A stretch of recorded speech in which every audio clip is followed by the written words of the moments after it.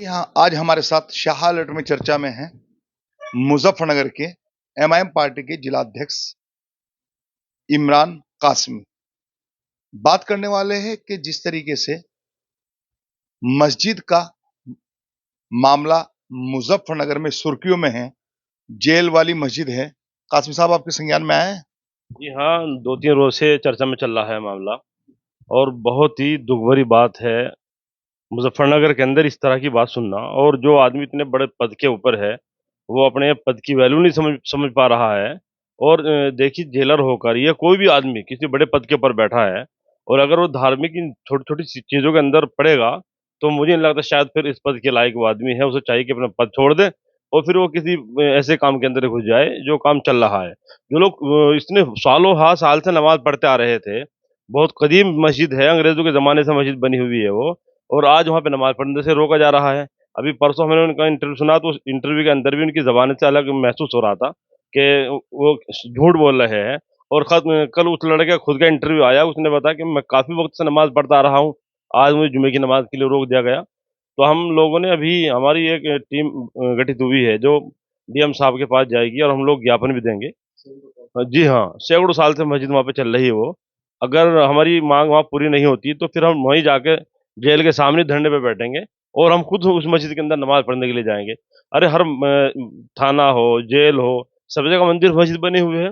ये मंदिर मस्जिद इबादत के लिए तो होती है। हिंदू भाई अपने मंदिर में जाते हैं, मुस्लिम भाई मस्जिद के अंदर जाते हैं। हमें किसी तरह किसी से कोई ऐतराज़ नहीं है, लेकिन इन चीज़ों से नफ़रत को बढ़ावा दिया जा रहा है।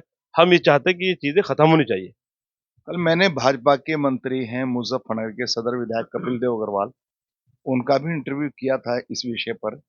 लेकिन उन्होंने बताया कि इस तरीके की कोई भी बाधा कोई नहीं डाल सकता अधिकारी, क्योंकि उनका भी यही कहना है कि मंदिर में पूजा होती है, मस्जिद में इबादत होती है।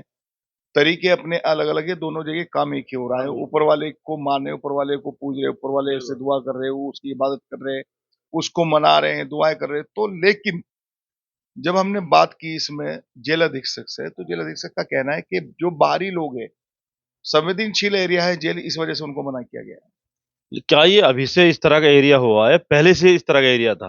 वे लोग वहाँ से पहले से नमाज़ पढ़ते आ रहे हैं, वो लोग वही है, जो वहाँ करीब रहने वाले हैं। पहली बात तो वो गलत किया उन्होंने जो गेट बाहर बना दिया, वो मस्जिद को अंदर ले लिया। शायद कहीं इसी मिशन के तहत न बनाया गया हो, ताकि सबकी नज़रों में हो जाए कि वो जेल अंदर है। जबकि वो बाहर 3 लोग मिला करने जाते तब भी नमाज़ पढ़ लिया करते थे, हमने भी शायद 1-2 मरतबा हमने भी पहले नमाज़ पढ़ी है। हो सकता है एक मिशन के तहत हो रहा हो। अरे पहले से भी वहाँ सुरक्षा का इंतज़ामात था, अब भी उसी तरह चलता रहना चाहिए। लेकिन ये सिस्टम जो चल रहा है, ये गलत है। इस तरह किसी को नहीं रोकना चाहिए। कल ही वो बच्चा नमाज़ पढ़ने के लिए जा रहा है, वो बच्चा वो खुद बोल रहा है कि मैं मुस्तकिल वहीं का रहने वाला हूँ और वहीं नमाज़ पढ़ता हूँ। फिर ऐसा क्यों हो रहा है? ये जो भी सिस्टम चल रहा है, बहुत गलत चल रहा है। ऐसा नहीं होना चाहिए। हम नहीं चाहते किसी भी तरह की किसी समाज के जो सामाजिक काम है, धार्मिक काम है, कोई भी आदमी इस तरह की उसके अंदर अगर टिप्पणी करता है, टाँग अड़ाता है, तो वो गलत है बहुत। अभी टाइप कराना है। तो अभी जिलाधिकारी महोदय के यहाँ मुज़फ्फरनगर आप जाएँगे? जी, जी। क्या अभी क्या हमारे माँगे आप? सभी कार्यकर्ता पहुँचने वाले हैं, डीएम ऑफिस हम लोग जाएँगे, डीएम साहब से जाके मुलाकात करेंगे और ये बात रखेंगे जो ये चल रहा है मामला। अगर हमारी माँग पूरी नहीं होती, सुनवाई नहीं होती, उसके लिए फिर संविधान ने दूसरा रास्ता बताया, फिर दूसरा रास्ता इख्तियार करेंगे। क्या राष्ट्रीय अध्यक्ष आपके असदुद्दीन ओवैसी के संज्ञान में ये हैं? जी, हमने प्रदेश अध्यक्ष से बात की है, प्रदेश अध्यक्ष संज्ञान में है। उन्होंने कहा तो उन्हीं के आदेश पे हम लोग डीएम साहब के यहाँ पर जा रहे हैं। अच्छा, जिस तरीके का आजकल वक्फ का चल रहा है, वक्फ में ओवैसी साहब कह गए कि अ, भाजपा पर निशाना साधते हुए कि आप तो मुसलमानों के खुले दुश्मन हैं। क्या है पूरा ये किस तरीके से देख रहे हैं आप इस बिल को? भाई इससे बड़ी दुश्मनी की क्या बात होगी, जो डायरेक्ट हमारी संपत्ति के ऊपर हमला किया जा रहा है। वक़्फ़ का मतलब ये होता है कि हमने ये चीज़ एक अल्लाह की राह में खैरात कर दी और ये सिर्फ़ अच्छे काम के लिए या तालीम के लिए या किसी भी मतलब मज़हब के इस काम के लिए इस्तेमाल की जा सकती है। वो किसी प्रॉपर्टी नहीं कि उसको सरकार आएगी उसको हड़प लेगी, लेकिन उसको कब्ज़ाना चाहते हैं, संपत्ति छीनना चाहते हैं, हम उसका विरोध करते हैं, हम ऐसा नहीं होने देंगे। मतलब इसकी क्या नुकसान है? उससे बहुत से नुकसानात हैं, जैसे बैरिस्टर साहब ने कहा है। बैरिस्टर साहब ने इसके ऊपर अच्छी तरह रोशनी डाली है। इससे बहुत भारी नुकसान आगे जाके होने वाला है। ये खुला-खुला मसला है। जिन लोगों ने वक़्फ़ कर रखी जो ज़मीन है, ये लोग खैर के लिए, तो वो थोड़ी किसी को दे देंगे। तो इस चीज़ के लिए हम बिल्कुल मुखालफत करते हैं, इसके मुखालिफ है और हमेशा रहेंगे। कोई भी काम अगर संविधान से हट गया होगा, हमने अपने राष्ट्रीय अध्यक्ष से ये सीखा है, हम लोग उसकी मुखालफत करते हैं। आप मुखालफत करते हैं, सारे काम करते हैं, लेकिन आपको कहीं न कहीं जब आप चुनावी मैदान में जो आपका एक अपना फंडा है चुनाव लड़ने के लिए कि एक तबके को खुश करने का, लेकिन वो तबका आपको नकार देता है जब चुनाव आता है। देखिए, वो तो जनता की मर्ज़ी है और ऐसा नहीं है, अल्हम्दुलिल्लाह वोट परसेंटेज जहाँ से हम चुनाव लड़ रहे हैं, हर जगह दिन ब दिन मुश्किल बढ़ते जा रहे हैं और इंशाअल्लाह अब आने वाला चुनाव है, पार्टी चुनाव लड़ा रही है, फिर उसके अंदर रिज़ल्ट आएगा। एकदम तो कोई ऊपर नहीं पहुँचता, आज बीजेपी सत्ता के अंदर है, बहुत उनके लोग इसके पीछे मेहनत है, सभी पार्टी होगी तब लोग यहाँ तक पहुँचे हो। भले ही वो दूसरे नज़रिए से पहुँचे हैं, लेकिन हर काम के लिए मेहनत शर्त है, हम भी मेहनत कर रहे हैं, इंशाअल्लाह एक न दिन इसका रिज़ल्ट आएगा ज़रूर।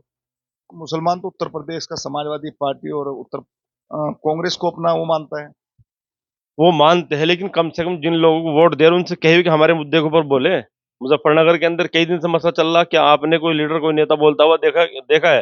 ये लोग नहीं बोलेंगे, ये सिर्फ जो पार्टी की जो गाइडलाइन होती है, सिर्फ उसी के ऊपर बात कर सकते हैं। इन्हें कहा जाता है कि आप इसके बाहर एक शब्द नहीं बोल सकते, तो लोग उसके हिसाब से बोलते हैं। लेकिन हमारी पार्टी हमें कहती है, अगर किसी जगह कहीं गलत किया जा रहा है, संविधान के खिलाफ हो रहा है, आपको वहाँ पे बोलना है, जात-पात नहीं देखनी है, वो किसी भी समुदाय का मसला क्यों ना हो।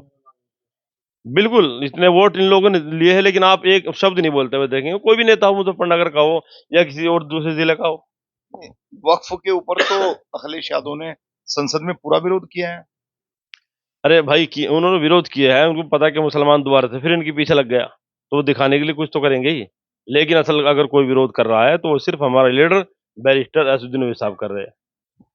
हमारे साथ में चर्चा के दौरान एमआईएम पार्टी के जिला अध्यक्ष मौलाना इमरान कासमी ने बताया कि मस्जिद के जो जेल की मस्जिद है उस प्रकरण को लेकर आज जिला अधिकारी को ज्ञापन देने के लिए एमआईएम पार्टी जा रही है। इस चर्चा में आगे भी चर्चा रहेगी जारी, क्योंकि मस्जिद हो या मंदिर हो, शाह अलर्ट किसी भी चीज की मुखालफत नहीं करता, हिमायत इसलिए करता है क्योंकि पूजा किसी की भी हो, क्योंकि प्यारे नबी सल्लल्लाहु अलैहि वसल्लम ने बताया कि किसी के धर्म को हदीस में भी आप बुरा नहीं कह सकते। तो मस्जिद भी वही इबादत गाह है और मंदिर भी वही इबादत गाह है।